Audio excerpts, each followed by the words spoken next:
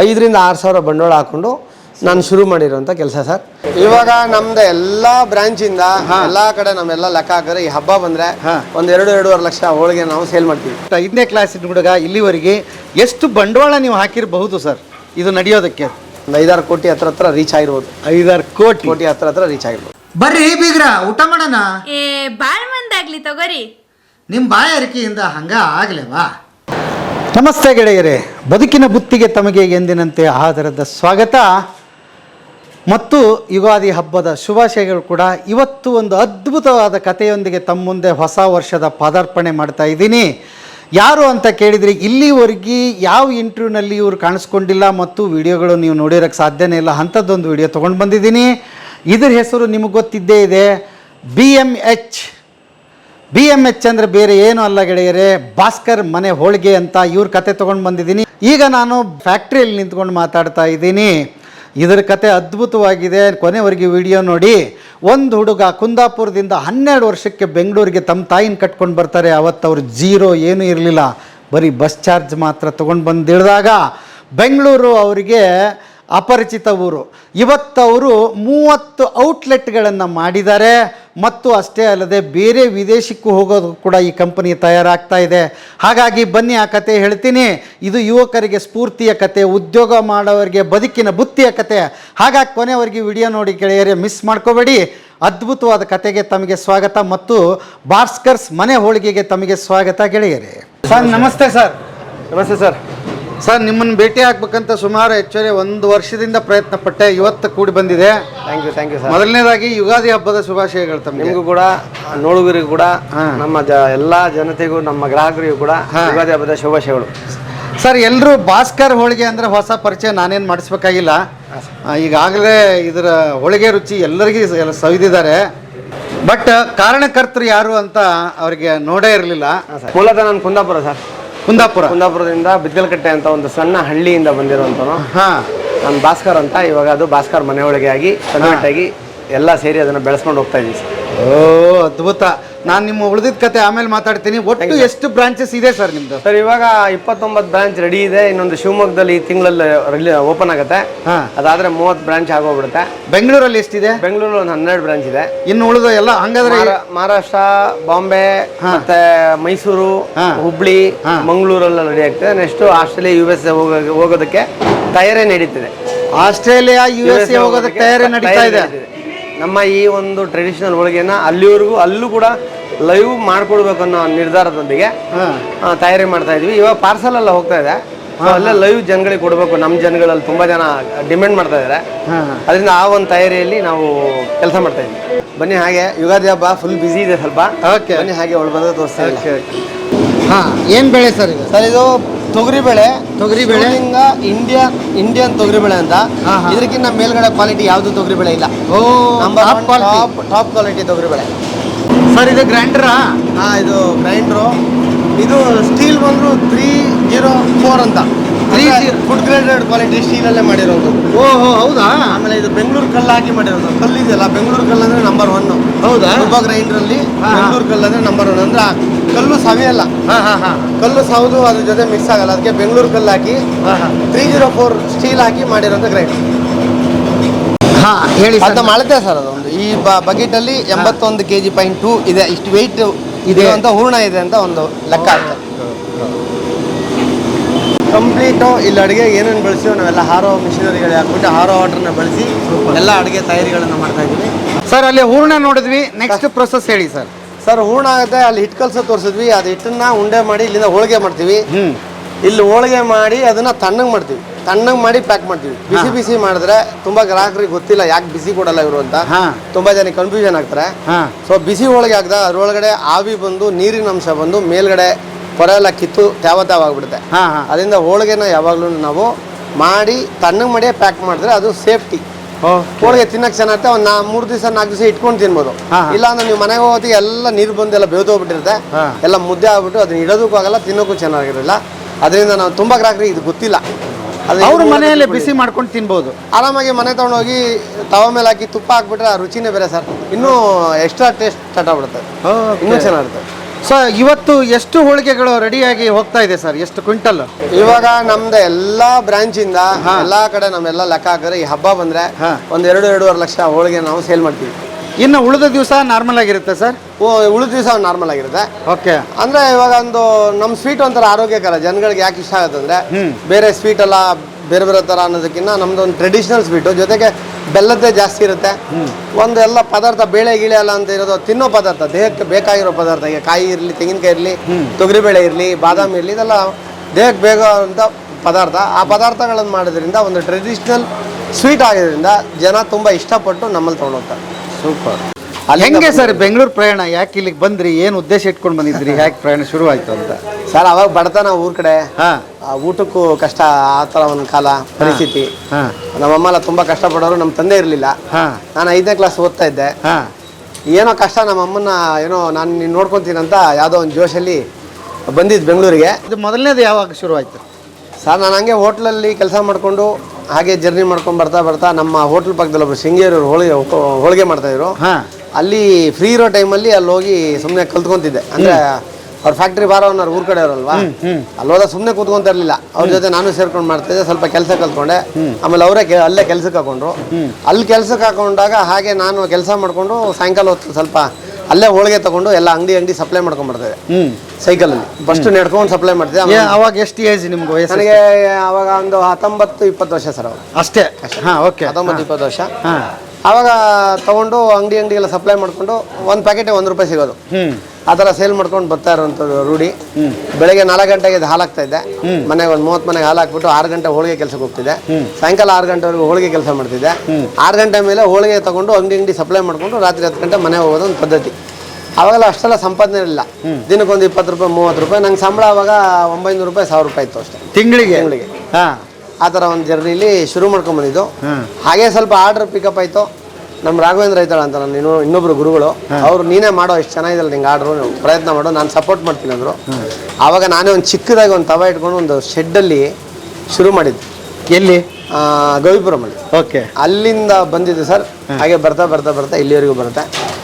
ಆ ಮಧ್ಯದಲ್ಲಿ ಇನ್ನೊಂದಿಷ್ಟು ಕಥೆಗಳಾಗತ್ತೆ. ಎಷ್ಟು ಸಿಂಪಲ್ ಆಗಿ ಅದ್ಭುತವಾದ ಜರ್ನಿ ಹೇಳ್ಬಿಟ್ರಿ ಸರ್ 4 ಲೈನಲ್ಲಿ. ಸರ್, ಹೋಳಿಗೆನೇ ಮಾಡಬೇಕು ಅಂತ ಯಾಕೆ ಇದನ್ನ ಇಷ್ಟು ಜಗಜ್ಜಾಹಿರ ಆಗುತ್ತೆ ಅಂತ ಗೊತ್ತಿತ್ತಾ ನಿಮಗೆ? ಹೇಗೆ ಸರ್? ಏನು ಗೊತ್ತಿಲ್ಲ. ಅವತ್ತಿನ ದಿವಸ ಹೊಟ್ಟೆಪಾಡು, ಜೀವನ. ನಾವು ಹೋಳಿಗೆ ಕಲ್ತ್ಕೊಂಡ್ವಿ, ಹೋಳಿಗೆ ಮಾಡೋಕ್ಕೂ ಶುರು ಮಾಡಿದ್ವಿ. ಸಣ್ಣ ಮಟ್ಟಿಗೆ ₹1 ಹೋಳಿಗೆ, ಒಂದು ಹೋಳಿಗೆ ₹1. ಅವಾಗ ಒಂದು 5 ಹೋಳಿಗೆ ಪ್ಯಾಕ್ ಮಾಡ್ಕೊಂಡು ಅಂಗಡಿ ಸಪ್ಲೈ ಮಾಡ್ಕೊಂಡು ಏನೋ ಒಂದು ಪ್ರಯತ್ನ ಮಾಡ್ತಾ ಇದ್ವಿ. ಆ ಟೈಮಲ್ಲಿ ತೆಂಗಿನಕಾಯಿ ಎಲ್ಲ ಅವಾಗೆಲ್ಲ ₹6, ₹8 ಇತ್ತು. ಒಂದೇ ಸರಿ ₹30 ಹೊರಟೋಗುತ್ತೆ ಸೆಂಟ್ರಲ್ ಒಂದ್ಸಲ. ಅವಾಗ ನಮಗೆ ಬ್ಯಾಲೆನ್ಸ್ ಮಾಡೋಕ್ಕಾಗಲ್ಲ, ತುಂಬ ಟಫ್ ವರ್ಕ್ ಆಗುತ್ತೆ. ಮತ್ತೆ ಅವಾಗ ಡ್ರೈವಿಂಗ್ ಹೋಗೋಣ, ಅದಕ್ಕೆ ಹೋಗೋಣ, ಇದಕ್ಕೆ ಹೋಗೋಣ ಅಂತೆಲ್ಲ ಯೋಚನೆ ಮಾಡೋ ಟೈಮಲ್ಲಿ ಹಂಗೂ ಹಿಂಗೂ ಸೈಕಲ್ ತುಳ್ಕೊಂಡು ಬರ್ತಾ ಇರ್ತೀವಿ. ಆಮೇಲೆ ಜನಗಳಿಗೆ ಒಂದು ಫ್ರೆಶ್ ಆಗಿ ಕೊಡ್ಬೇಕು ಅನ್ನೋದು ನನ್ನ ಮೈಂಡಲ್ಲಿ ಕೂತ್ಕೊಂಡಿತ್ತು. ಬಿಸಿಯಾಗಿ ಮಾಡಿಕೊಡ್ಬೇಕು ಅನ್ನೋದು ಒಂದಿತ್ತು. ಅವಾಗ ಬೆಳಿಗ್ಗೆಯಿಂದ ಫ್ಯಾಕ್ಟ್ರಿಲಿ ಕೆಲಸ ಮಾಡೋಣ, ಸಾಯಂಕಾಲ ಹೋಗಿ ಗಾಂಧಿ ಬಜಾರ್ ಸರ್ಕಲಲ್ಲಿ ಒಂದು ಓಮಿನಿಲಿ ಬಿಸಿ ಹೋಳಿಗೆ ಮಾಡಿಕೊಡ್ಬೇಕು ಒಂದು 3-4 ಅವರು. ಆ ಥರ ಒಂದು ಥಾಟ್ ತಲೆಯಲ್ಲಿ ಬಂತು. ಅದನ್ನ ಹಿಂಗೆ ಡಿಸ್ಕಷನ್ ಮಾಡ್ಬೇಕಾದ್ರೆ ನನಗೆ ಇಲ್ಲಿ ಡಿವಿಜನ್ ಒಂದು ಅಂಗಡಿ ಸಿಗುತ್ತೆ. ಅದು ಬಂದು ನಾನು ಉಪಾರದರ್ಶನಲ್ಲಿ ಕೆಲಸ ಮಾಡ್ತಾ ಇದ್ದೆ. ಅಲ್ಲಿ ಕ್ಲೀನರ್ ಆಗಿ ವರ್ಕ್ ಮಾಡ್ತಾ ಇದ್ದೆ ಮೊದಲು ಓಪನ್ ಆದಾಗ. ಒಂದು 5 ವರ್ಷ ಕೆಲಸ ಮಾಡಿದ್ದೆ. ಅವರು ಮಾಲೀಕರಾದಂಥ ಪ್ರಭಾಕರ್ ಸರ್ ಮತ್ತು ಉಪಾರದರ್ಶಿನಿ ಪಕ್ಕದಲ್ಲಿ ಸಂಜಯ್ ಸರ್ ಅವರು, ಅಂದ್ರೆ ಉಪಾರದರ್ಶಿನಿ ಕ್ರಿಯೇಟರ್ ಪ್ರಭಾಕರ್ ಸರ್ ಅಂತ. ಅಂದ್ರೆ ಆ ಥರ ಒಂದು ದರ್ಶಿನ ಕ್ರಿಯೇಟ್ ಮಾಡಿದವರು, ದೊಡ್ಡ ವ್ಯಕ್ತಿ. ಅವ್ರ ಮಗ ಬಂದು ನನಗೆ ಲಿಂಕ್ ಆಗ್ತಾರೆ. ಅವ್ರ ಮಗ ನಾನು ಈ ಥರ ಮಾಡ್ತೀನಿ ಅಂದಾಗ, ಹೆಂಗ್ರಿ ಇದು? ಸಂಜಯ್ ಸರ್ ಅವರು ಹೆಂಗ್ ಭಾಸ್ಕರ ನೀನು ಹೋಳಿಗೆ ಎಲ್ಲ ಮಾಡಿ ಮಾರಕ್ಕಾಗತ್ತಾ, ಯಾರು ತಗೊಂತಾರೆ ಅಂತ ಅವ್ರಿಗೂ ಒಂದು ಚಿಂತನೆ ಇತ್ತು. ಯಾಕಂದ್ರೆ ಅವ್ರ ಬಿಲ್ಡಿಂಗ್ ಎಲ್ಲ ನಾನು ಬಾಡಿಗೆ ಕೊಟ್ಟರು ನನಗೆ. ನಿನ್ಗೆ ಆಗತ್ತಾ, ವರ್ಕೌಟ್ ಆಗತ್ತಾ, ಬಾಡಿಗೆ ಕಟ್ಟಕ್ಕಾಗತ್ತಾ, ಆಮೇಲೆ ಕಷ್ಟ ಆಗುತ್ತೆ, ನೋಡ್ಕೊಂಡು ಮಾಡು ಅಂತ ಅವರು ನನಗೆ ಅಡ್ವೈಸ್ ಮಾಡ್ತಾರೆ. ಇಲ್ಲ ಸರ್, ನಾನು ಏನೋ ಒಂದು ಮಾಡ್ತೀನಿ ಅಂತ ಹೇಳ್ಬಿಟ್ಟು ಅಲ್ಲಿ ಬಂದಾಗ ನಾನು ಸ್ವಲ್ಪ ಹೈಜೀನ್ ಬಗ್ಗೆ ಎಲ್ಲ ನನಗೇನು ಗೊತ್ತಿರಲಿಲ್ಲ. ಆವಾಗ ಸಂಜಯ್ ಪ್ರಭಾಕರ್ ಅವ್ರು ನನಗೆ ಹೈಜೀನ್ ಬಗ್ಗೆ ಈ ಥರ ಅವ್ರು ಬಂದು ಇನ್ವಾಲ್ವ್ ಆದ್ರು ನನ್ನ ಜೊತೆ. ಸ್ವಲ್ಪ ಚೇಂಜ್ ಮಾಡ್ಕೊಳಕ್ಕೆಲ್ಲ ಹೇಳ್ಕೊಟ್ರು. ನಾನು ಅದ್ರ ಪ್ರಕಾರ ನಂಗೆ ರಾಘವೇಂದ್ರ ಐತಾಳ ನನ್ನ ಗುರುಗಳು, ಅವ್ರು ಸ್ವಲ್ಪ ಸಪೋರ್ಟ್ ಮಾಡಿದ್ರು, ಬ್ಯಾಕಪ್ ಸಪೋರ್ಟ್ ಮಾಡಿದ್ರು. ಆ ಸಪೋರ್ಟ್ ಇಟ್ಕೊಂಡು ನಾನು ಇಲ್ಲಿ ಸ್ವಲ್ಪ ಕ್ರಿಯೇಟ್ ಮಾಡಿ ಜನಗಳಿಗೆ ಹೋಳಿಗೆ ಬಗ್ಗೆ ಸ್ವಲ್ಪ ಗೊತ್ತಿತ್ತು, ನನಗೆ ಚೆನ್ನಾಗಿ ಗೊತ್ತಿತ್ತು. ಇನ್ನೂ ಚೆನ್ನಾಗಿ ಹೆಂಗೆ ಮಾಡಬೇಕು, ಇನ್ನೂ ಚೆನ್ನಾಗಿ ಕ್ವಾಲಿಟಿ ಹೆಂಗೆ ಕೊಡ್ಬೇಕು, ಅದನ್ನೆಲ್ಲ ನಾನು ಅನಲೈಸ್ ಮಾಡಿ ಜನಕ್ಕೆ ರೀಚ್ ಮಾಡಿದ್ವಿ. ಅದು ತುಂಬ ಅದ್ಭುತವಾಗಿ ಮುಂದಕ್ಕೆ ಹೋಯ್ತು. ಅದಾದಮೇಲೆ GTV ನನಗೆ ಒಗ್ಗರಣೆ ಡಬ್ಬಿ ಮುರಳಿ ಸರ್ ಒಂದು ಚಾನ್ಸ್ ಕೊಡ್ತಾರೆ. ಅಲ್ಲಿ ಹೋದಾಗ ಅದ್ಭುತವಾಗಿ ಚಾನಲಲ್ಲಿ ನನ್ನ ಗ್ರಾಹಕರು ನಾನು ರೀಚ್ ಆದೆ ಗ್ರಾಹಕರಿಗೆ. ತುಂಬ ಚೆನ್ನಾಗಿ ಪೀಕ್ ತೊಗೊಂಡು ಗ್ರಾಹಕರೆಲ್ಲ ಇಷ್ಟಪಟ್ಟರು. ಅಲ್ಲಿಂದ ನಡೆದಿರೋ ಜರ್ನಿ ಜೊತೆ ನನ್ನ ಟೀಮ್ ಸಪೋರ್ಟ್ ಚೆನ್ನಾಗಿತ್ತು. ಎಲ್ಲರೂ ನನ್ನ ಬೆನ್ನೆಲುಬು ನಿಂತ್ಕೊಂಡ್ರು. ಅದರಿಂದ ಚೆನ್ನಾಗಿ ಬೇಗ ಗ್ರೋತ್ ಹಾಕ್ಕೊಂಡು ಇಲ್ಲಿ ಬಂದು ನಿಂತಿದ್ದೀವಿ ಸರ್ ಇವತ್ತು. ಈ ಒಂದು ಲೈನಲ್ಲಿ ಬಿಸ್ನೆಸ್ ಲೈನ್ ಬರೋದು ಭಾರಿ ಸುಲಭ ಅಲ್ಲ. ತುಂಬಾ ಕಾಂಪಿಟೇಷನ್ ಇದೆ. ಅವ್ರ ಮಧ್ಯೆ ಒಂದು BMH ಉಟ್ಕೊಂಡಿದೆ ಅಂದ್ರೆ ಪವಾಡನೆ ಹೇಳ್ಬೇಕಂದ್ರೆ ಲೆಕ್ಕ. ಯಾಕಂದ್ರೆ ಬೆಂಗಳೂರು ಸಿಟಿಲಿ ಹೋಟೆಲ್ ಉದ್ಯಮ ಇರ್ಬೋದು, ಬೇರೆ ಬೇರೆ ಉದ್ಯಮ ಇರ್ಬೋದು, ಇದ್ರ ನಡುವೆನೂ BMH 100 ಜನಕ್ಕೆ ಕೆಲಸ ಕೊಟ್ಟಿದೆ ಅಂದರೆ ಅದು ತುಂಬಾ ಗ್ರೇಟ್ ಅಂತ ಹೇಳೋಕ್ಕೆ ಇಷ್ಟಪಡ್ತೀನಿ. ಓಕೆ, ನೀವು ಅವ್ರನ್ನ ತುಂಬ ಜರ್ನಿ ನೋಡಿದಿರಂತೆ. ನಾವು ತುಂಬ ಜನ ಸುಮಾರು ಒಂದು 25 ವರ್ಷ ಮೊದಲು ಫ್ರೆಂಡು, ಒಂದು ಕಡೆ ಅವರು ಕೆಲಸ ಮಾಡ್ತಿದ್ರು, ನಾವು ಕೆಲಸ ಮಾಡ್ತಿದ್ದೋ. ಆಮೇಲೆ ಹೀಗೆ ಸಣ್ಣ ಪುಟ್ಟ ಮಾಡಿಕೊಂಡು ಆಮೇಲೆ ಸ್ವಲ್ಪ ದೊಡ್ಡದಾಗಿ ಮಾಡಿಕೊಂಡು ಹೀಗೆ ಬೆಳೆದು 100 ಜನಕ್ಕೆ ಕೆಲಸ ಕೊಟ್ಟಿದ್ದಾರೆ. ನೋಡಿ ಸರ್, ಜೀವನ ಇಬ್ರು ಜೊತೆಗೆ ಇದ್ರಿ, ಇಬ್ರದ್ದು ಹೆಚ್ಚು ಕಡಿಮೆ ವಯಸ್ಸು ಒಂದೇ. ಅವ್ರು ಹಾಗೆ ಬೆಳೀತಾರೆ, ಏನು ಕಾರಣ ಅಂತೀರಿ?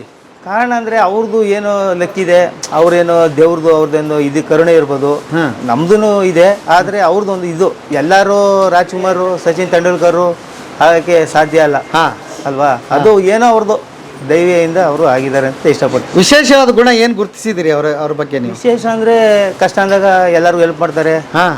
ಇವತ್ತು 100 ಜನ ಕೆಲಸ ಕೊಟ್ಟಿರ್ಬೋದು, ಯಾವುದಾದ್ರು ಒಂದು ಕಷ್ಟ ಬಂದಾಗ ಕೈ ಹಿಡಿತಾರೆ. ಕೆಲಸ ಎಲ್ಲ ಸಂಬಳ ಆಗಲಿ ಏನೇ ಆಗಲಿ ಎಲ್ಲ ಕರೆಕ್ಟಾಗಿದೆ. ಊಟ ಆಗಲಿ ತಿಂಡಿ ಆಗಲಿ ಮಲಗಕ್ಕೆ ಜಾಗ ಆಗಲಿ A to Z ಹೇಳೋದ್ನಲ್ಲ, ಉದ್ಯಮ ಕ್ಷೇತ್ರದಲ್ಲಿ ಮಾತಾಡೋಂಗಿಲ್ಲ. ಅದು ಒಂದು ಹೇಳಕ್ಕೆ ಇಷ್ಟಪಡ್ತೀವಿ. ಸೂಪರ್. ಸೊ ಇಲ್ಲಿ ನಮ್ಮ ಪ್ರಕಾರ ಸರ್, ನನಗೆ ವೆಂಡರ್ ಇದ್ದಾರೆ, ಐಟಮ್ ಕೊಡೋ ಎಲ್ಲ ಸೇರಿದೆ ಒಂದು 600-700 ಜನ ಜೀವನ ಇಲ್ಲಿ ನಡೀತದೆ ಅಂತ ನಾನು ಅನ್ಕೊಂತೀನಿ. ಯಾಕಂದ್ರೆ ಪ್ರತಿಯೊಬ್ಬರು ನಾನೊಂದು ಬೇಳೆ ತರ್ತೀನಿ, ಒಂದು ಸಕ್ಕರೆ ತರಿಸ್ತೀನಿ, ಕೆಲವು ವೆಂಡರ್ ಹತ್ರ ಐಟಮ್ ಮಾಡಿಸ್ಕೊಂಡು ತರಿಸ್ಕೊಂತೀನಿ, ಕೆಲವೆಲ್ಲ ಲೇಡೀಸ್ ಹತ್ರ ರವೆ ಉಂಡೆ ಎಲ್ಲ ಫ್ಯಾಮಿಲಿ ಹತ್ರ ಮಾಡಿಸ್ಕೊಂತೀನಿ. ಅಂದ್ರೆ ಆ ಮನೆ ರುಚಿ ಇರಬೇಕು ಅಂತ ಆ ಥರದ್ದೆಲ್ಲ ಒಂದಿಷ್ಟು ಕೆಲಸ ಮಾಡಿದ್ದೀನಿ. ಅಂದ್ರೆ ಅವ್ರಿಗೂ ಹೊಟ್ಟೆ ಹಸಿವು ಇರೋ ಅಂಥ ವ್ಯಕ್ತಿಗಳನ್ನ ಅವ್ರು ಗುರ್ಸಿ ನಾನು ಸ್ವಲ್ಪ ಸಪೋರ್ಟ್ ಮಾಡಿ ಆ ಥರದ್ದು ತುಂಬ ಇದೆ, ನಾವು ಅದು ಹೇಳ್ಬಾರ್ದು. ಸೊ ಇಲ್ಲಿ ಅಲ್ಲದೆ ಮತ್ತೆ ಪರೋಕ್ಷವಾಗಿ ಮನೆಗೆ ಮಾಡ್ಕೊಂಡವ್ರಿಗೆ ನೀವು ಉದ್ಯೋಗ ಕೊಟ್ಟಿದ್ದೀರಿ. ಕೆಲವರು ನಮ್ಮಲ್ಲೇ ಹುಡುಗರು ವರ್ಕ್ ಮಾಡ್ತಾರೆ, ಅವ್ರ ಫ್ಯಾಮಿಲಿ ಕೂಡ ಕೆಲವೊಂದು ಐಟಮ್ ಮಾಡ್ಕೊಡ್ತಾರೆ. ಅಂದ್ರೆ ಎಲ್ಲರೂ ನಾವೇ ಮಾಡೋಕ್ಕಾಗಲ್ಲ. ಜೊತೆ ನನಗೆ ಮನೆ ತಿಂಡಿ ಬೇಕು, ಆ ಮನೆ ಟೇಸ್ಟ್ ಬೇಕು. ನಮ್ಮ ಹುಡುಗರು ಸಪೋರ್ಟ್ ಆಗುತ್ತೆ, ಬೇರೆಯವ್ರಿಗೂ ಸಪೋರ್ಟ್ ಆಗುತ್ತೆ. ಅಂದ್ರೆ ಇದೆಲ್ಲದಕ್ಕೆ ಕಾರಣ ಸರ್ ಒಂದ್ ಹೇಳ್ಬೇಕು, ನಾವೆಲ್ಲ ಎಷ್ಟೊಂದು ಜನ ಬದುಕ್ತಾ ಇದೀವಿ, ಜೀವನ ನಡೀತಿದೆ. ಈ ಬೆಂಗಳೂರಲ್ಲಿ ಬದುಕೋ ತಮಾಷೆ ವಿಚಾರ ಅಲ್ಲ, ಕಷ್ಟಪಡ್ತೀವಿ ನಿಜ, ಕಷ್ಟಪಡೋಕ್ಕೂ ಒಂದು ದಾರಿ ಬೇಕಾಗುತ್ತೆ. ಇದೆಲ್ಲದ ಕಾರಣ ನಮ್ಮ ಗ್ರಾಹಕರು ಅಂತ ಹೇಳಕ್ ಇಷ್ಟಪಡ್ತೀನಿ. ಯಾಕಂದ್ರೆ ಅವರು ಒಪ್ಕೊಂಡಿರ್ಲಿಲ್ಲ, ನಾವು ಇವತ್ತಿಷ್ಟು ಜನ ಸೇರ್ತಾನೆ ಇರಲಿಲ್ಲ. ಅವರೆಲ್ಲ ಒಪ್ಪಿ ನಮ್ಮನ್ನು ಬೆಳೆಸ್ತಾ ಇದ್ದಾರೆ. ನಿಜವಾಗ್ಲೂ ಅವ್ರಿಗೆ ನಾನು ಧನ್ಯವಾದ ಹೇಳೋದು. ಅವರು ಅಂಗಡಿನ ಕಾಪಾಡ್ಕೊತಾರೆ, ಅಂಗಡಿನ ನಮ್ಮ ಹುಡುಗರು ಕಾಪಾಡ್ಕೊತಾನೆ, ಹುಡುಗರು ನನ್ನ ಕಾಪಾಡ್ಕೊತಾ ಇದ್ದಾರೆ. ಆ ಥರ ಒಂದು ಜರ್ನಿ ಹೋಗ್ತಾ ಇದೆ ಸರ್. ಪ್ರತಿಯೊಬ್ಬರಿಗೂ ನಮ್ಮ ಟ್ರೆಡಿಷ್ನಲ್ ಫುಡ್ನ ರೀಚ್ ಮಾಡ್ಬೇಕಂತ ಆಸೆ ಸರ್. ಎಲ್ಲ ಮರ್ತೋಗ್ತಾ ಇದ್ದಾರೆ. ಅಜ್ಜಿ ತಿಂಡಿ ನಾವಾಗ ಹಬ್ಬಕ್ಕೆಲ್ಲ ಮಾಡ್ಕೊತಾ ಇದ್ವಲ್ಲ, ಅಷ್ಟು ತಿಂಡಿ ತಿನಿಸುಗಳನ್ನ ಎಲ್ಲ ಮರಿತಾ ಇದ್ದಾರೆ. ಸೊ ಅದನ್ನ ಇವಾಗ ಎಲ್ಲರಿಗೂ ರೀಚ್ ಮಾಡಬೇಕು ಅನ್ನೋದು ನಮ್ಮ ಏಮ್ ಸರ್. ಹೋಳಿಗೆ, ರವಾ ಲಾಡು, ಬೂಂದಿ ಲಾಡು, ಮನೆಯಲ್ಲೆಲ್ಲ ಏನೇನು ಮಾಡ್ತಾರೆ ತಿಂಡಿ ತಿನಿಸು ಹಬ್ಬಕ್ಕೆ, ಅದನ್ನು ನಾವು ನೀಟಾಗಿ ಹೈಜೀನಾಗಿ ಮಾಡಿ ಎಲ್ರಿಗೂ ತಲುಪ್ಸೋಕ್ಕೆ ಟ್ರೈ ಮಾಡ್ತಾ ಇದೀವಿ ಸರ್. ಓಕೆ, ಒಂದು ಇಷ್ಟು ದೊಡ್ಡದಂದರೆ ಡಿವೈಡ್ ಮಾಡಬೇಕಾಗುತ್ತೆ ಸರ್ ಕೆಲಸನ. ಹೇಗೆ ಇದನ್ನು ಮಾಡ್ಕೋತೀರಿ ಸರ್? ಇಲ್ಲಿ ಹೆಂಗೆ ಅಂತ ಅಂದರೆ ಟೀಮ್ ವರ್ಕ್. ಇಲ್ಲಿ ಫಸ್ಟ್ ಹೇಗೆ ಸರ್ ಅಂತ ಇರ್ತಾರೆ, ಅವ್ರು ನಮ್ಗೆ ಗೈಡೆನ್ಸ್ ಕೊಡ್ತಾರೆ. ಇಲ್ಲಿ ನಾವು ನಮ್ಮ ಟೀಮ್ ಅಂತ ಒಂದು 7-8 ಜನ ಇರ್ತೀವಿ. ಒಬ್ಬೊಬ್ರಿಗೆ ಒಂದೊಂದು ಕೆಲಸನ ವಹಿಸ್ಕೊತೀವಿ ಸರ್, ಅಡ್ಜಸ್ಟ್ ಮಾಡಿಕೊಂಡು. ಎಲ್ಲದ್ರಲ್ಲೂ ಮಿಂಗಲ್ ಆಗ್ತೀವಿ. ಬಟ್ ಪರ್ಟಿಕ್ಯುಲರ್ಲಿ ಒಂದು ಸೆಕ್ಷನ್ ಅಂದರೆ ಸಿಸ್ಟಮ್ ವರ್ಕ್ ಒಬ್ಬರು ನೋಡ್ಕೊಳ್ಳೋದು, ಮ್ಯಾನೇಜ್ಮೆಂಟ್ ಲೇಬರ್ HR ವರ್ಕ್ ಒಬ್ಬರು ನೋಡ್ಕೊಳ್ಳೋದು, ಮತ್ತು ಅವರಿಗೆ ರಜಾ ಕೊಡೋದು ಮಾಡೋದು ಅದೆಲ್ಲ ಒಬ್ಬರು ನೋಡ್ಕೊತಾರೆ. ಮತ್ತು ಇನ್ನು ಕೆಲವರು ಮಾರ್ಕೆಟ್ ಪರ್ಚೇಸ್ ಎಲ್ಲ ಮಾಡೋದು, ಒಬ್ಬರು ಫುಲ್ ಕಂಪ್ಲೀಟ್ ಮಾರ್ಕೆಟಿಂದ ಐಟಮ್ಗಳು ತರೋದು, ರಾ ಮೆಟೀರಿಯಲ್ ತರೋದು, ಅದನ್ನೊಬ್ರು ನೋಡ್ಕೊತಾರೆ. ಮತ್ತು ಇಲ್ಲೊಬ್ರು ಎಲ್ಲನೂ ಪ್ಯಾಕ್ ಮಾಡಿಸಿ ಸಪ್ಲೈ ಮಾಡೋದು, ಅದಕ್ಕೊಬ್ರು ಇರ್ತಾರೆ. ಸೊ ಇದನ್ನೆಲ್ಲ ಹ್ಯಾಂಡಲ್ ಮಾಡಿ ಎಲ್ಲ ಕೆಲಸ ಡಿವೈಡ್ ಮಾಡ್ಕೊಂಡಿದ್ದೀರಿ. ಏನೇನಾದ್ರು ಪ್ರಾಬ್ಲಮ್ ಬಂದರೆ ಅವ್ರನ್ನ ಮಾತ್ರ ನೀವು ಫೋಕಸ್ ಮಾಡ್ತೀರಿ, ಅವ್ರನ್ನ ಫೋಕಸ್ ಮಾಡಿಕೊಂಡು ಜೊತೆ ಕೋಆರ್ಡಿನೇಟ್ ಮಾಡ್ಕೊಂಡು ಏನಾದ್ರು ಸಮಸ್ಯೆ ಇದ್ದರೆ ಡಿಸ್ಕಸ್ ಮಾಡಿ ಕ್ಲಿಯರ್ ಮಾಡ್ಕೊತೀವಿ. ಪ್ರತಿಯೊಂದು ಎಜುಕೇಷನ್ ಒಂದು MBA ನಡೀತಿದೆ ಸರ್. MBA. ಓಕೆ, MBA ಆಗಿ ಎಲ್ಲಾರು ಟ್ರೈ ಮಾಡಿದ್ರಾ? ಇಲ್ಲಿ ಹೇಗೆ ಬಂದ್ರಿ? ಟ್ರೈ ಅನ್ನೋದಕ್ಕಿಂತ ನಡೀತಿದೆ. ಬಟ್ ನಮ್ಗಿಲ್ಲಿ ಇಷ್ಟ ಆಯಿತು ಸರ್. ಎಲ್ಲ ಒಂದು ಸೈಡಲ್ಲೂ ಅವಕಾಶ ಸಿಗುತ್ತೆ. HR ಸಿಗುತ್ತೆ, ಮಾರ್ಕೆಟಿಂಗ್ ಸಿಗುತ್ತೆ, ನಿಮಗೆ ಸಿಸ್ಟಮ್ ಅಡ್ಮಿನ್ ಸಿಗುತ್ತೆ, ಎಲ್ಲ ಥರದಲ್ಲೂ ಒಂದು ಎಕ್ಸ್ಪೀರಿಯನ್ಸ್ ತಗೋಬೋದು. ಸೊ ಆ ಒಂದು ನಿಟ್ಟಿನಿಂದ ಜೊತೆಲಿ ಇಟ್ಕೊಂಡು ಮಾಡಿರೋದು. ಹಂಗಾರೆ ಏನು ದೊಡ್ಡ ಕಂಪನಿಯಲ್ಲಿ ಏನು ಪ್ರೋಸೆಸ್ ನಡೆಯುತ್ತೆ ಅದು ಎಲ್ಲ ಇಲ್ಲಿ ನಡೆಯುತ್ತೆ ಸರ್. ಇವಾಗ ನಾವು ಹೇಗಿದ್ದೀವಿ ಅಂದರೆ ತುಂಬ ಲೋ ಮಿಡ್ಡಲ್ಲಿ ಇಲ್ಲ, ತುಂಬ ಹೈ ಲೆವೆಲಲ್ಲಿ ಇಲ್ಲ. ಸೊ ಇಂಪ್ರೂವ್ಮೆಂಟ್ ಅಂದರೆ ಡೆವಲಪಿಂಗ್ ಆಗ್ತಾ ಇದೆ. ಓಕೆ. ಸೊ ನಾವು ಅದನ್ನು ಫೋಕಸ್ ಮಾಡಿ ಒಂದು ಕಾರ್ಪೊರೇಟ್ ಲೆವೆಲ್ಗೆ ತೊಗೊಂಡು ಹೋಗ್ಬೇಕು ಅಂತ ಥಿಂಕ್ ಮಾಡ್ತಾ ಇದ್ದೀವಿ ಸರ್. ಈಗ ಫ್ರಾಂಚೈಸಿ ಕೊಟ್ಟಿದ್ದೀರಾ, ನೀವೇ ನೇರವಾಗಿ ನಡೆಸ್ತೀರಾ? ಇಲ್ಲ, ಫ್ರಾಂಚೈಸಿ ಇದೆ ಸರ್. ಫ್ರಾಂಚೈಸಿ ಇದೆ. ಫಸ್ಟ್ ನಮ್ದು ಔಟ್ಲೆಟ್ ಒಂದು 7-8 ಇದೆ. ಜೊತೆ ಫ್ರಾಂಚೈಸಿ ಮಾಡಲ್ ಇದೆ. ನನ್ನ ಫ್ರೆಂಡ್ ಸರ್ಕಲ್ ಎಲ್ಲ ಸ್ವಲ್ಪ ಇದ್ದಾರೆ. ಆಮೇಲೆ ನನ್ನ ಜೊತೆ ಒಂದು 18-20 ವರ್ಷದಿಂದ ಹುಡುಗರು ಕೂಡ ಒಂದು ಪಾರ್ಟ್ನರ್ಶಿಪ್ ಆಗಿ ಅಲ್ಲಲ್ಲಿ ಒಂದೊಂದು ಮಾಡ್ತಾ ಇದೀವಿ, ಔಟ್ಲೆಟ್ ಮಾಡ್ತಾ ಇದೀವಿ. ಅವ್ರಿಗೂ ಸಪೋರ್ಟ್ ಮಾಡ್ಕೊಂಡು, ಯಾಕಂದ್ರೆ ಅವ್ರಿಗೆ ಕೆಲಸ ಗೊತ್ತಿರುತ್ತೆ. ಒಂದು ಶಿವಮೊಗ್ಗ, ಮೈಸೂರೆಲ್ಲ ನಮ್ಮ ಹುಡುಗರನ್ನ ರೆಡಿ ಮಾಡ್ತಾ ಇರೋದು.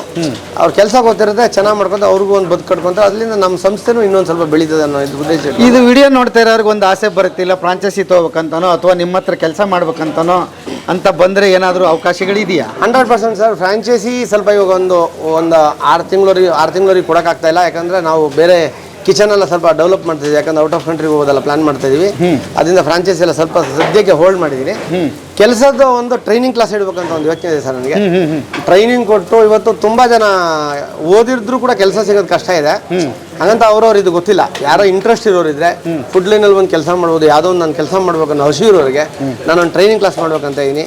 ಯಾಕಂದ್ರೆ ನಮಗೂ ಲೇಬರ್ ಬೇಕು. ಯಾಕಂದ್ರೆ ನಾನು ಇನ್ನೂ ದೊಡ್ಡ ಮಟ್ಟಕ್ಕೆ ಬೆಳೆಸೋ ಯೋಚನೆ ಇದೆ.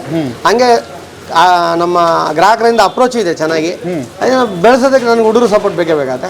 ಅದೊಂದು ಇನ್ಸ್ಟಿಟ್ಯೂಟ್ ಥರ ಮಾಡಿ, ಟ್ರೈನಿಂಗ್ ಕ್ಲಾಸ್ ಥರ ಮಾಡಿ, ಅವ್ರಿಗೆ ಒಂದು ಟ್ರೈನಿಂಗ್ ಕೊಟ್ಟು ಅದಕ್ಕೆ ಸ್ಯಾಲ್ರಿ ಕೊಟ್ಟು ಊಟ ತಿಂಡಿ ಎಲ್ಲ ನಾವೇ ಕೊಟ್ಟು ನಾವೇ ಜಾಬ್ ಕೊಡುವಂಥದ್ದು ಒಂದು ಪ್ರೊಸೆಸ್ ಮಾಡ್ಬೇಕಂತ ಎಲ್ಲ ಒಂದು ಐಡಿಯಾ ಮಾಡಿ ಇಟ್ಟಿದ್ದೀನಿ.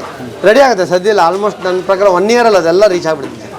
ಅದ್ಭುತ, ಅದನ್ನು ಮಾಡಿ ಸರ್. ಯಾಕಂದರೆ ನಿರುದ್ಯೋಗ ಸಮಸ್ಯೆ ತುಂಬ ಇದೆ. ನನಗೆ ದಿವಸ ಒಂದು 10 ಕಾಲ್ ಬರುತ್ತೆ ಸರ್ ಕೆಲಸ ಕೊಡಿಸಿ ಅಂತ. ನಿಮ್ಮಂಥವ್ರು ಆ ಕೆಲಸ ಮಾಡಿದರೆ ನಿಜಕ್ಕೂ ಪುಣ್ಯ ಬರುತ್ತೆ ನಿಮಗೆ. ಅದನ್ನು ಮಾಡಿ. ಭಾಸ್ಕರ್ ಸರ್ ಬಗ್ಗೆ ಮಾತಾಡೋದಂದರೆ ಮಾತೇ ಬರಲ್ಲ ಸರ್.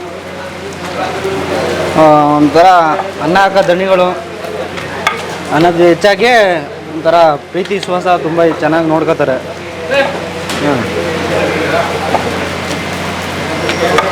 ಒಂದು 98 ವರ್ಷದಿಂದ ಇದ್ದೀವಲ್ಲ ಸರ್, ತುಂಬ ಚೆನ್ನಾಗಿ ನೋಡ್ಕೊಂಡಿದ್ದಾರೆ ನಮ್ಮನ್ನೆಲ್ಲ. ಅವರ ಮಕ್ಕಳು ಥರ ನೋಡ್ಕೊಂಡಿದ್ದಾರೆ ಸರ್. ಓಕೆ, ಹೇಳಿ. ನೀವು ಚೈಲ್ಡ್ಹುಡ್ ಫ್ರೆಂಡ್ ಅಂತ ಗೊತ್ತಾಯ್ತು ಭಾಸ್ಕರ್ ಸರ್ಗೆ. ಅವಾಗಿಂದ ಎಲ್ಲ ಗೊತ್ತಿರುತ್ತೆ ನಿಮ್ಗೆ. ಹೇಳಿ ಸರ್, ಹೇಗೆ ಅವರು? ಅಂದರೆ ನಾವು ಪಕ್ಕದ ಮನೆಯವರು ಊರಲ್ಲಿ. ಅವಾಗಿಂದ ಪರಿಚಯ ನಮಗೆ. ಈಗ ಎಲ್ಲ ಅವರು ಇಲ್ಲಿ ಬೆಂಗಳೂರು ಸೇರಿಕೊಂಡ್ರು, ನಾವು ಬೇರೆ ಕಡೆ ಮಾಡ್ತೀವಿ. ಹಬ್ಬ ಇರುವಾಗ ಬಂದು ಮಾಡ್ತೀವಿ. ಭಾಸ್ಕರ್ ಸರ್ದು ಊರಾಗ ಹಂಗಾರೆ ಫುಲ್ ಹವಾ. ಅವಾಗ ಎಲ್ಲ ಚೆನ್ನಾಗಿ ಇನ್ನೂ ಇಂಪ್ರೂವ್ ಆಗಲಿ, ಅವರು ಒಳ್ಳೇದಾಗಲಿ ಅಂತ ಹಾರೈಸ್ತೀವಿ. ಹೌದಾ? ಗೆಳೆಯನಿಗೆ ಹಾರೈಸ್ತಾ ಇದ್ದೀರಿ. ಬರೀ ನಿಮ್ಮ ಔಟ್ಲೆಟ್ಟಲ್ಲಿ ಹೋಳಿಗೆ ಸಿಗುತ್ತಾ, ಮತ್ತೇನಾದರೂ ಸಿಗುತ್ತಾ? ಅದು ಎಲ್ಲ ಇಲ್ಲೇ ರೆಡಿ ಆಗುತ್ತಾ ಸರ್? ನಮ್ಮ ಔಟ್ಲೆಟಲ್ಲಿ ಹೋಳಿಗೆ ಮಾತ್ರ ಅಲ್ಲ, ನಮ್ಮ ಹಳ್ಳಿಯ ತಿಂಡಿ ಕಜ್ಜಾಯ, ರವೆ ಲಾಡು, ಕರ್ಜಿಕಾಯಿ, ಬೇಸನ್ ಲಡ್ಡು, ಸಜ್ಜಪ್ಪಗಳೆಲ್ಲ ನಮ್ಮ ಒಂದು ಕರ್ನಾಟಕ ಸಿಹಿ. ಅದ್ರ ಜೊತೆ ಅದನ್ನು ಆ್ಯಡ್ ಮಾಡ್ಕೊಂಡಿವಿ. ಜೊತೆಗೆ ನಿಮಗೆ ಮಿಕ್ಸರ್ಗಳು 400 ಐಟಮ್ಗಳು ಸಿಗುತ್ತೆ. ಮಿಕ್ಸರು, ಸ್ನ್ಯಾಕ್ಸ್ ಐಟಮ್ ಎಲ್ಲ ಸಿಗುತ್ತೆ ನಿಮಗೆ. ಜೊತೆ ಸಾರಿನ ಪುಡಿ, ರಸಂ ಪುಡಿ, ಉಪ್ಪಿನಕಾಯಿಗಳು, ಮನೆಗೆ ಏನೇನು ಬೇಕೋ ನಮ್ಮ ಅಂಗಡಿ ಒಳಗಡೆ ಬಂದು ಒಂದು ಬುಟ್ಟಿ ಇಟ್ಕೊಂಡ್ಬಿಟ್ರೆ ನೀವೆಲ್ಲ ಎತ್ಕೊಂಡು ಆರಾಮ ಮನೆಗೆ ಹೋಗೋದು. ಒಳ್ಳೆ ಕ್ವಾಲಿಟಿಯಾಗಿ ಒಳ್ಳೆ ರೀತಿಯಲ್ಲಿ ನಿಮಗೆ ಸರ್ವಿಸ್ ಕೊಡ್ತೀವಿ ಸರ್. ಅದು ಎಲ್ಲ ಇಲ್ಲೇ ನಿಮ್ಮಲ್ಲೇ ರೆಡಿ ಆಗುತ್ತೆ. ಆಲ್ಮೋಸ್ಟ್ ಒಂದು 80% ನಾವೇ ರೆಡಿ ಮಾಡ್ತೀವಿ. ಒಂದು 20% ಔಟ್ಸೋರ್ಸ್ ತಗೋತೀರಿ. Okay okay sir. ಹಾಗೆ ನಿಮ್ಮ ಈಗ ನೋಡ್ತಾ ಇರೋರು ನಿಮ್ಮ ಬ್ರಾಂಚಿನ ಹುಡುಕ್ತಾ ಇರ್ತಾರೆ. ಯಾವ ಏರಿಯಾದಲ್ಲಿ ಇದೆ ಅಂತ ಒಂಚೂರು ಹೇಳ್ಬಿಡಿ ಸರ್. ಇದು ಬಹಳ ಮುಖ್ಯವಾಗಿ ಹೇಳ್ತೀನಿ. ಮನೆ ಹೋಳಿಗೆ ಭಾಸ್ಕರ್ ಅನ್ನೋದು ಎಲ್ಲಿರುತ್ತೋ ಅದು ಮಾತ್ರ ನಮ್ಮ ಭಾಸ್ಕರ್ ಮನೆ ಹೋಳಿಗೆ.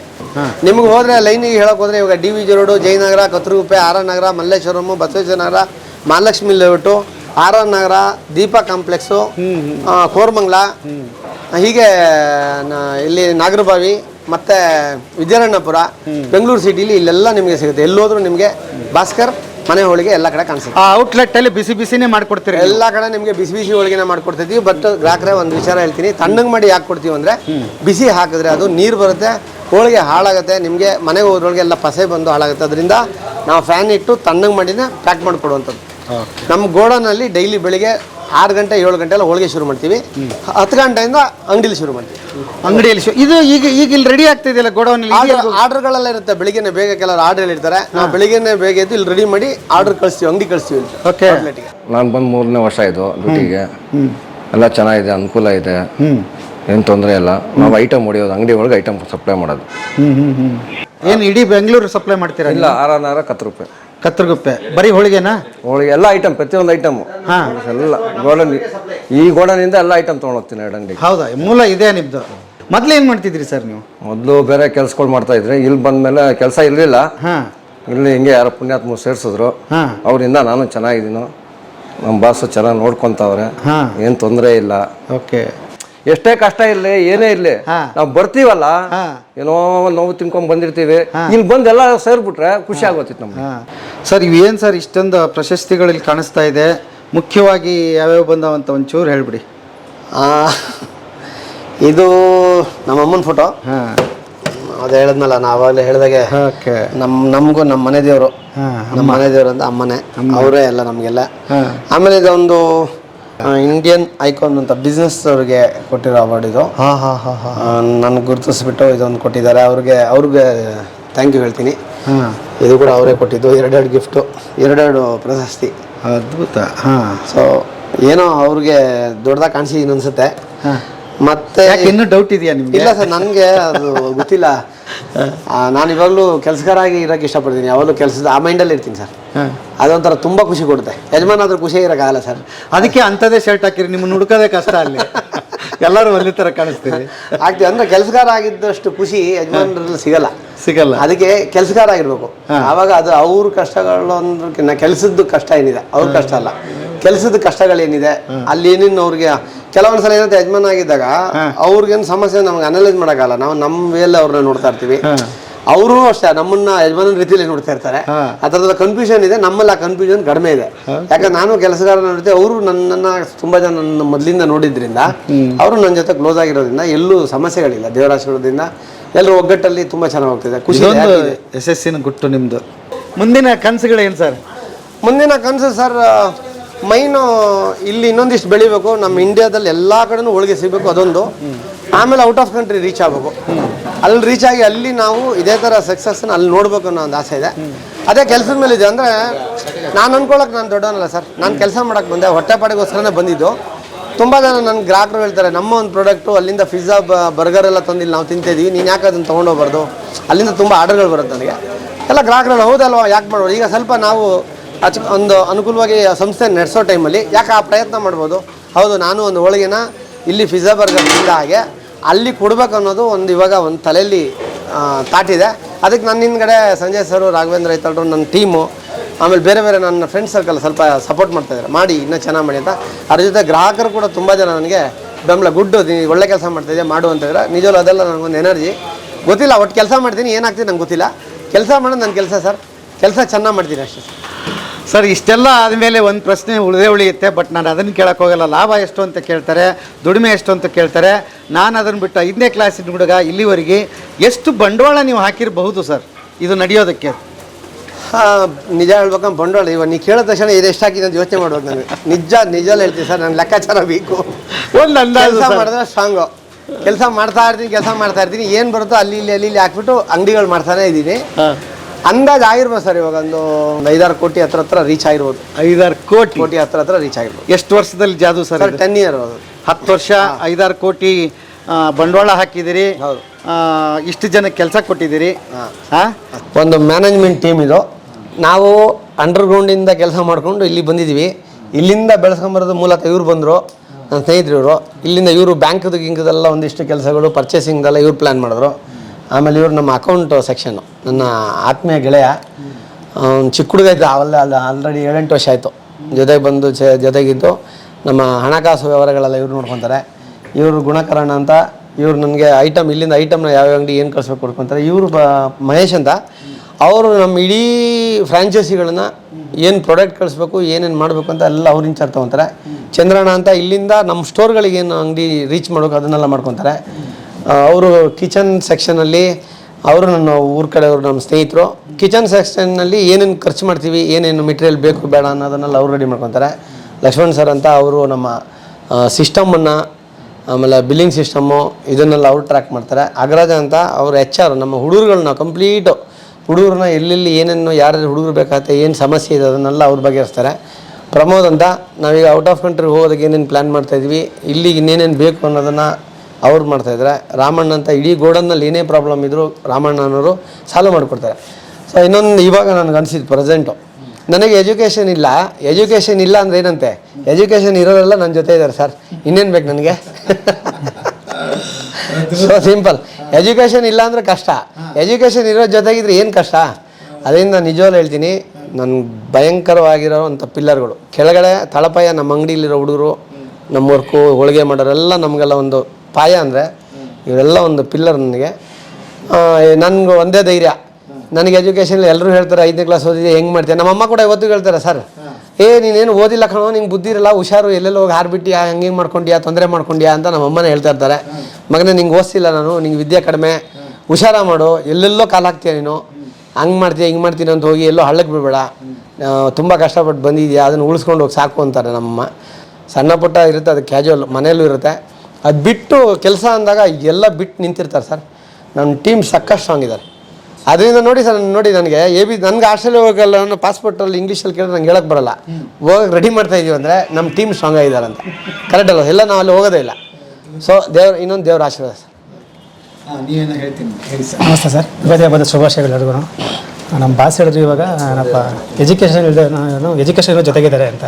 ನಾವು ಎಜುಕೇಷನ್ ಜೊತೆಗಿದ್ರು ಮಾನವೀಯತೆ ಇರೋ ಜೊತೆಗಿದ್ದೀವಿ ಸರ್. ಅಷ್ಟು ನಮ್ಮ ಬಾಸ್ ನಮ್ಗೆ ಸಪೋರ್ಟ್ ಮಾಡ್ತಾರೆ. ಇಲ್ಲ ಸರ್, ಇಲ್ಲಿ ಬಂದು ನೋಡಿ, ಮನೆ ಹೋಳಿಗೆ ಅಲ್ಲ, ಅದು ನಮ್ಮದೇ, ಇದು ಮನೆ ಒಳಗೆ ಕೆಲಸ ಮಾಡೋ ಥರ ನಮ್ಮ ಫೀಲಿಂಗ್ ಇರುತ್ತೆ. ನೋಡಿ, ಯುಗಾದಿ ಹಬ್ಬ ಇವತ್ತು ಎಲ್ಲರೂ ಬಂದು ಕೆಲಸ ಮಾಡ್ತಾಯಿದ್ದೀವಿ ಅಂದರೆ ಅಷ್ಟು ಪ್ರೀತಿ ಮಾಡಿ ಸರ್. ಮನೆ ಒಳಗೆ ಒಂದು ಪ್ರೌಡ್ ಫೀಲ್ ಇದೆ ಕೆಲಸ ಮಾಡೋಕ್ಕೆ, ಅಷ್ಟು ಪ್ರೌಡ್ ಫೀಲ್ ಇದೆ ನಮಗೆ.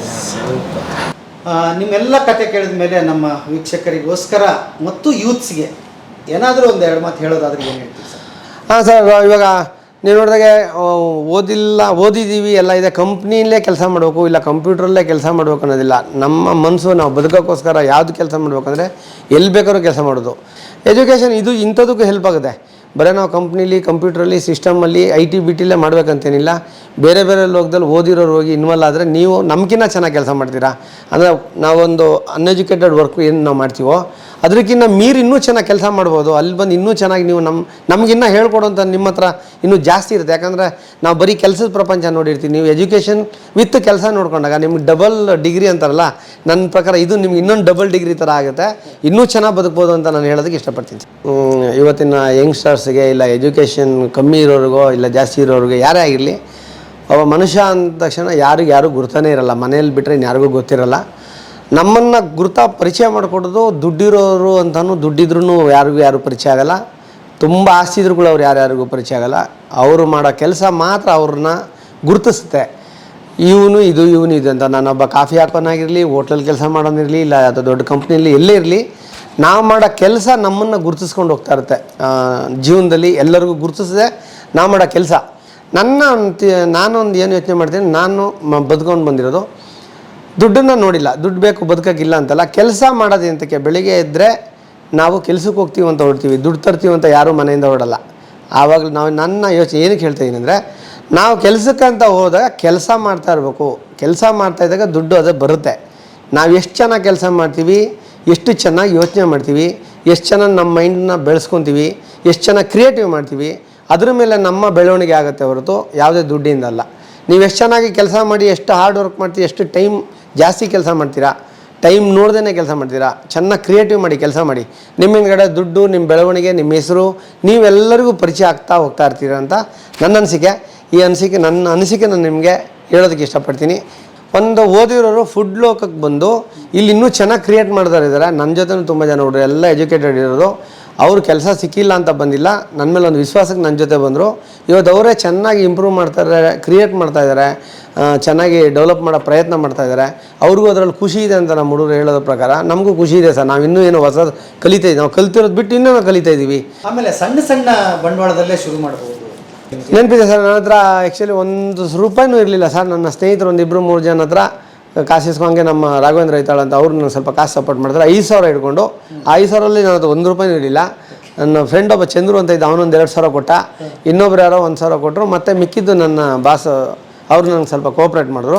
5,000-6,000 ಬಂಡವಾಳ ಹಾಕ್ಕೊಂಡು ನಾನು ಶುರು ಮಾಡಿರೋಂಥ ಕೆಲಸ ಸರ್. ಅದು ಇವತ್ತು ಅದರಲ್ಲಿ ಏರು ಬೀರು ಬಿದ್ದಿದ್ದೀವಿ, ಎದ್ದಿದ್ದೀವಿ, ಚೆನ್ನಾಗಿ ಎದ್ದು ಮತ್ತೆ ಬಿದ್ದು ಮತ್ತೆ ಎದ್ದು ಈ ಥರದಲ್ಲಿ ಆಗಿದೆ.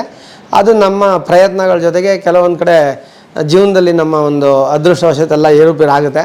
ಎಲ್ಲದೂ ನೋಡಿ ಇವತ್ತು ದೇವರು ಇಲ್ಲಿ ತಂದು ಇಟ್ಟಿದ್ದಾನೆ. ನಾವು ಯಾವಾಗ ಇಷ್ಟಪಟ್ಟು ಮಾಡ್ತೀವ ಸರ್, ಕಷ್ಟನೇ ಅನ್ಸಲ್ಲ. ನನಗೆ ಇವಾಗಲೂ ಹೇಳ್ತಾರೆ, ಭಾಸ್ಕರ್ ಯಾಕೆ ಇಷ್ಟು ತೊಗೊಂತೀಯಾ, ಮೊನ್ನೆ ಒಬ್ಬರು ನನ್ನ ಆತ್ಮೀಯ ಸ್ನೇಹಿತರು ಸಿಗರು, ಏನಕ್ಕೆ ಇಷ್ಟು ಹೊಡೆದಾಡ್ತೀಯಾ, ಏನಕ್ಕೆ ಇಷ್ಟು ಟೆನ್ಷನ್ ತೊಗೊತೀಯಾ, ಏನಕ್ಕೆ ಬೇಕು, ಇರೋದೊಬ್ಳು ಮಗಳು, ಯಾಕೆ ನಿಮಗೆ ಅದು ಇದು ಅಂತಾರೆ.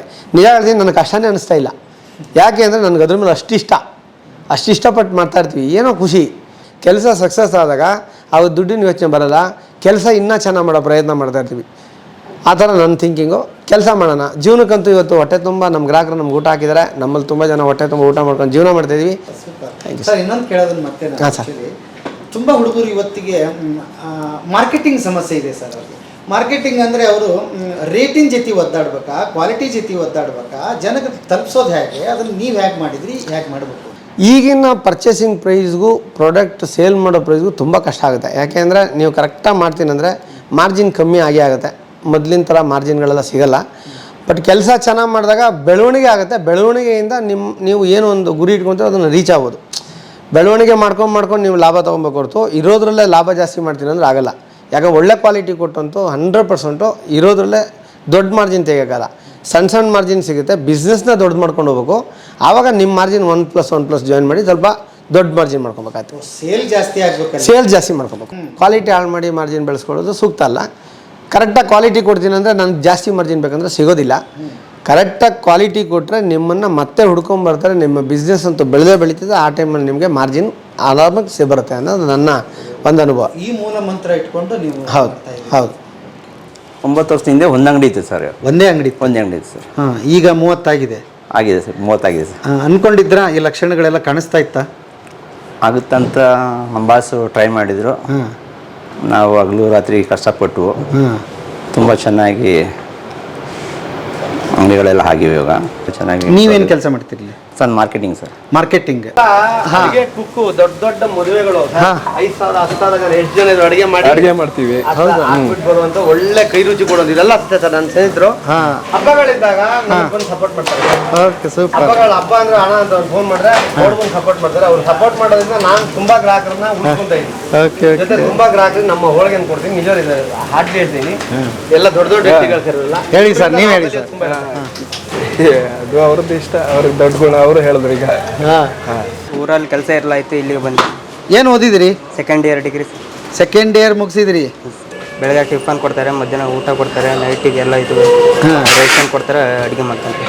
ಹಂಗಾರೆ ನಿಮಗೆ ಸಂಬಳ ಎಲ್ಲ ಹಾಗೆ ಉಳಿಯುತ್ತೆ? ಸಂಬಳ ಏನು ಊರಿಗೆ ಕಳಿಸ್ತೀರಿ? ಊರಿಗೆ ಕಳಿಸ್ತೀವಿ ಸರ್. ಹಾಂ, ಖುಷಿಯಾಗಿದ್ದೀರಿ? ಆರಾಮಾಗಿದ್ದೀರಿ? ಆರಾಮಾಗಿದೆ. ಎಷ್ಟು ವರ್ಷದಿಂದ ನೀವು ಇಲ್ಲಿ ಕೆಲಸ ಮಾಡ್ತಾ ಇದ್ದೀರಿ? 3 ವರ್ಷದಿಂದ ಮಾಡ್ತಾರೆ. 3 ವರ್ಷದಿಂದ ಮಾಡ್ತಾ ಇದ್ದೀರಿ. ನಾವು SSLC ಓದಿಲ್ಲ. SSLC ಓದ್ಕೊಂಡಿದ್ದೀರಿ. ಮಕ್ಕಳಿಗೆ ಓದೋದಕ್ಕೆ ಎಲ್ಲ ಹೆಲ್ಪ್ ಮಾಡ್ತಾರೆ. ಓಕೆ. ಬರೀ ನೀವು ಕೆಲಸ ಮಾಡ್ತಾ ಇರೋದು ಬರೀ ಸಂಬಳ ಅಂತಲ್ಲ, ಕಷ್ಟ ಸುಖ ಬಂದರೂ ನೋಡ್ತಾರೆ ಅಂತೀರಿ? ಮಾಡ್ತಾರೆ ಸರ್. ಹಾಂ. ಓಕೆಮ್ಮ. ಇವತ್ತು ಈ ಮಟ್ಟಕ್ಕೆ ಬೆಳೆಸ್ಬಿಟ್ಟು 100 ಜನರಿಗೆ ಅನ್ನದಾತರಾಗಿದ್ದಾರೆ. ಈಗ ಕೆಲವರಿಗೆ ಉದ್ಯೋಗ ಇಲ್ದಿದ್ದಾರೆ, ಎಲ್ಲೆಲ್ಲಿಂದ ಬಂದವರಿಗೆಲ್ಲ ಉದ್ಯೋಗ ಕೊಟ್ಟು ಒಂದು ದಾರಿ ಮಾಡಿ ಕೊಟ್ಟಿದ್ದಾರೆ ಜೀವನಕ್ಕೋಸ್ಕರ. ಇದರಲ್ಲಿ ಹೋರಾಟನೂ ಕೊಡ್ತಾ ಇದ್ದಾರೆ ಅವ್ರಿಗೆ. ಮುಂದೆ ಅವ್ರ ಬದುಕು ಚೆನ್ನಾಗಿರಲಿ ಅಂತ ನಾನು ಹೇಳ್ತಾ ಇದ್ದೀನಿ. ಸೂಪರ್.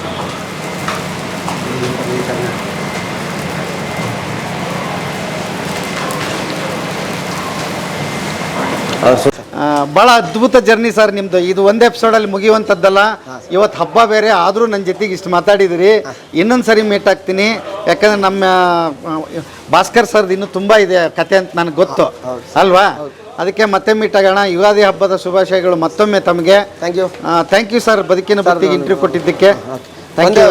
ಒಂದೇ ಒಂದು ವಿಚಾರ, ನಾನು ಎಷ್ಟು ಜನ ಕೆಲಸ ಕೊಟ್ಟಿನಿ ಅಂತ ಹೇಳಿದ್ರೆ ಖುಷಿನೇ. ಆ ಖುಷಿನ ತಗೊಂತೀನಿ. ಜೊತೆಗೆ ನಾನು ಕೆಲಸ ಕೊಟ್ಟಿನಿ ಅನ್ನೋದಕ್ಕಿಂತ ನಿಜವಲ್ಲ ಅವರೆಲ್ಲ ಕಷ್ಟಪಡೋದ್ರಿಂದ ಸಂಸ್ಥೆ ನಡೀತದೆ. ನಾನೊಬ್ಬ ಏನೂ ಮಾಡೋಕ್ಕಲ್ಲ. ಅದಂತೂ ಯಾಕಂದ್ರೆ ನಾನೊಬ್ಬ ಕೆಲಸಗಾರ. ಅದ್ರದ್ದು ಏನು ಅಂತ ಗೊತ್ತು, ನಾನು ಎಷ್ಟು ಮಾಡ್ಬೋದು ಅಂತ ನನಗೂ ಗೊತ್ತು. ನನ್ನ ಜೊತೆ ಇರುವಂಥ ಟೀಮು ಅಷ್ಟೇ ಹಾರ್ಡ್ ವರ್ಕ್ ಮಾಡ್ತಾರೆ. ಎಲ್ಲ ಅವರೆಲ್ಲ ಸೇರಿ ಮಾಡ್ತಾ ಇರೋದು. ಅವರೆಲ್ಲ ಸೇರಿ ನನ್ನನ್ನು ಸಂಸ್ಥೆನೇ ಸಾಕ್ತಾ ಇದ್ದಾರೆ ಅಂತ ಹೇಳೋದಕ್ಕೆ ಇಷ್ಟಪಡ್ತೀನಿ. ಜೊತೆ ಅದನ್ನೆಲ್ಲ ಉಳಿಸ್ಕೊಂಡು ಹೋಗ್ತಾರೆ ನಮ್ಮ ಗ್ರಾಹಕರು ಅಂತ ಹೇಳ್ತೀನಿ. ಇದು ಮಾತಿನ ಮಾತಲ್ಲ, ಮನಸ್ಸಿನ ಮಾತು. Thank you sir. ಎಲ್ಲರಿಗೂ ಯುಗಾದಿ ಹಬ್ಬದ ಶುಭಾಶಯಗಳು. ನೀವು ನನ್ನ ಗುರುತಿಸಿ ಇಲ್ಲಿ ಬಂದು ನಿಮ್ಮದೊಂದು ವಿಡಿಯೋ ಬೈಕ್ ಬೇಕಂದಾಗ ತುಂಬ ಖುಷಿ ಆಯಿತು ಸರ್. Thank you. ಸಾರಿ ಲೇಟಾಗಿ ಸಿಗದೆ ಅಂತ ಹೇಳಿದ್ವಿ. Sorry sir. ಇರಲಿ ಸರ್, ಥ್ಯಾಂಕ್ ಯು.